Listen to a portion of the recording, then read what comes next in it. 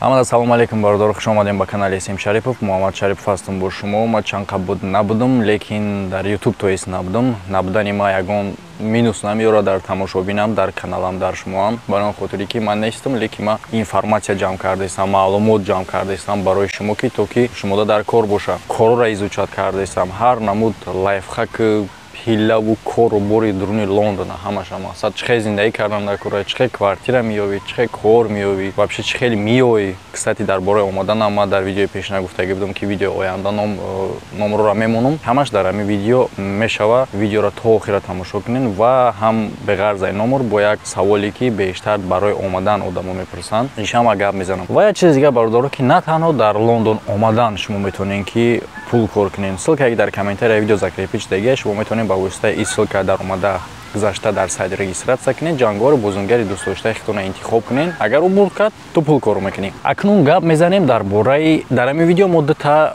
момента гап мезанем. Якум кӯтоҳ мефаҳмонам тарзи омадан ва номрои миёнараворо мемонам ва дуюм дар бораи оне гап мезанам ки мепурсанд ки одамои семейни чӣ хел метавонанд омада ва занҳо. Сар мекунем ҳозир аз ҳамин темаи дуюм, яъне ки резки охирон мегзарем. Оё метавонанд ба фирма занҳо биёянд ё ин ки мардои оиладор ҳамсарошон қади биёянд? Бале бародаро, метавонед шумо омада, занҳо ҳам метавонанд, фақат дар инҷа як нюанс дора. Оилавӣ вақте ки мебиёӣ бояд ки кӯдаки майда набоша. Чӣ хел хитон мефаҳмед? Шумо вақти мисол заявкатонро пур мекунед, дар вақти заявка пур кардан дар инҷаш як нюанс дора ки мисол агар зану шавҳар ки пур кардан як ҷоя, бояд як хеле дар уҷа кунӣ ки заявка одата заявка айгу. Як хеле кардан дар кора ки мисол намегирем, агар шумо як рафиқе на, мисол ҷура чи вай падават мекунад, ҳам падават мекунӣ, маълум нест ки вай ҷура дар куҷо меафта, дар кадом фирма та дар куҷо. Ва дар ҳоли зану шавҳар будан як хеле кардан дар кора ки ҳардаш мисол як фирма бия, ҳардаш як номер биян, ҳардаш дар як ҷо ховрон. Ирам як худаш нюансҳои хича дора дар вақти заявка пур карданда, вале дар далили шида баъд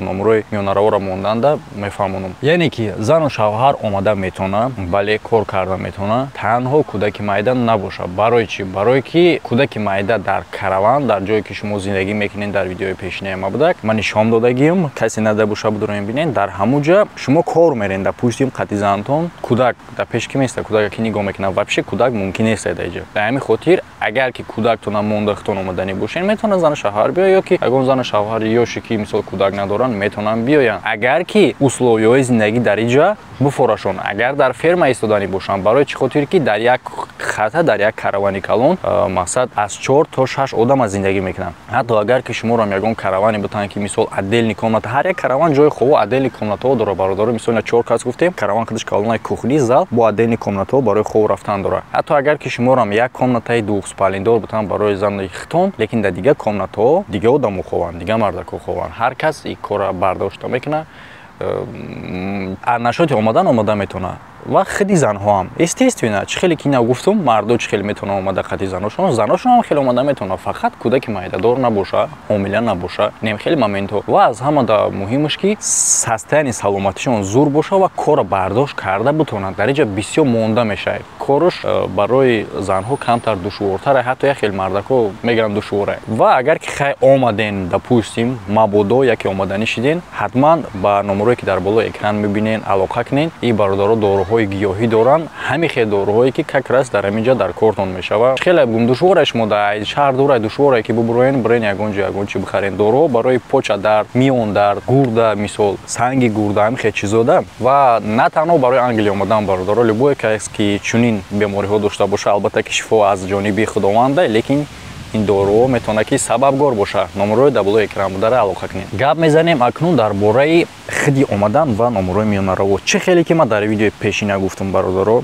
ва худи мадам менависанд ва ҳатто дар радиои Озодӣ ман рӯз як видеоро дидам ки як бача мега ман рафтам кор кардам, рафтанаш хеле ҳам қинай, суми калон харҷ мешавад, мега пакриват намекунад, баъд ҳамҷа мега ки мега 20 000 сомон расход кардам рафтам. Бародаро, чӣ хели 20 000 сомон? Ман як бор дига гуфтаистам. Мешава, ҳақ дора якумаш ки айтани шумо бояд яка заявкатонро пур накунад ва агар ки пурам карда шумо бояд дар собеседование нагин. Хайра дар собеседование шумо дар миёнараво тайёр мекунад барои собеседование.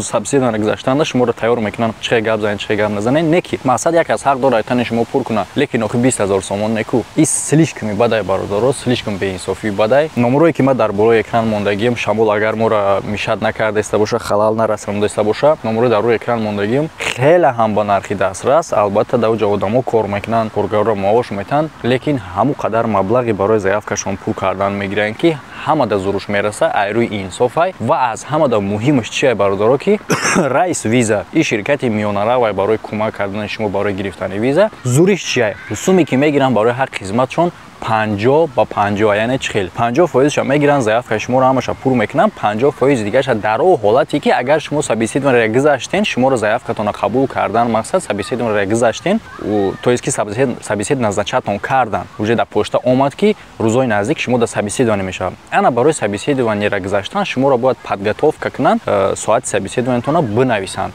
я одам бо дар кор мешавад ана баъд 50% дигаи мондагиша ба метен баъд барои собеседование тайёртон мекунанд время барои собеседование ёфтанаш хеле ҳам душвора одам бояд бишинаш дад кунад нигоҳ кунад времяро бақапа собеседованиеро гузашта пас шуморо тайёр кардан кора барои биометрия ва барои дига ҳуҷҷатотонро супоридан баъди иёро кардан ҳама коротон ки гузашт бучидак баъди бо кор дора бо мешава ки очни собеседование ай пеш ё ин ки мешава нашава ира роҳ дора ки мисол нашава и вобастагии он мекунад ки шумо дар куҷо қарор доред дар тоҷикистон дар россия ё ки дар ягон ҷои дига короче нюансош дар инҷа бисёре бардоро баъди ҳамаеро ки гузаштен баъд пеш айвихиди визаро қабул кардан бо шумо дар махсус дар почтатон сайтеро роё мекунанд ки сайти хиди великобритания дар ҷо бояд консулский сбор биспорен ба забони англисия сайт ва аз супориден ҳамаша тах карден баъдан шумо уже роҳ меёвен дар следующий этап ки шумо бояд визатонро бигирен короче ҳамаи ҳамиё уже дар дуюм қисми хизматрасонӣ дохил мешава 50% хизматрасониро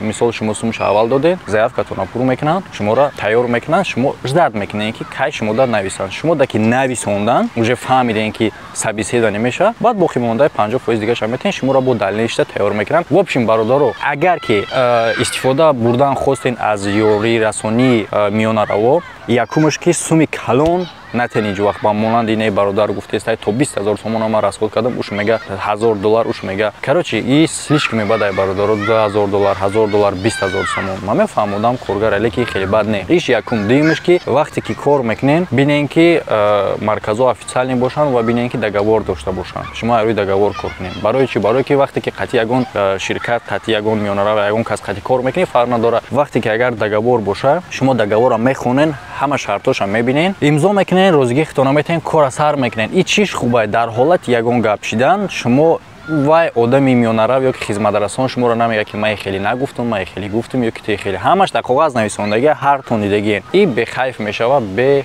проблема мешава инам хеле бародаро фикр ақидатона дар комментария бинависен видеои ояндаро интизор бошен дар болои экран дар инҷа тикток айма видеои кӯтоҳ мебурояд дар инҷа ютуб да дер бурояд барое ки дароз мебурояд тикток дар инҷаш инстаграм дар инҷаш маем и каналай ҳамада хайр.